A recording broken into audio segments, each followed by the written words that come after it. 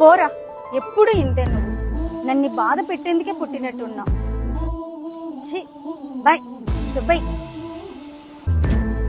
రాక వచ్చినావు, కాసేపు కొంచెం మాట్లాడిపోయే తల్లి. హే పోరా హౌలే, మళ్ళీ కలుద్దాం, బాయ్.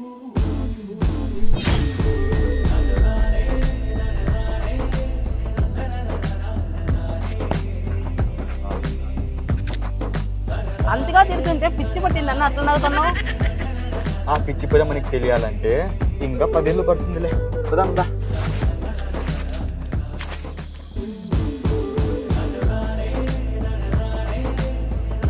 అబ్బో, ఏంటి గణేష్? ఏం వదినా, ఇతరుల విశేషాలు ఏం కదా? ఏంటి గణేష్, ఊహల్లో తేలిపోతున్నావు? ఏంటి కథ?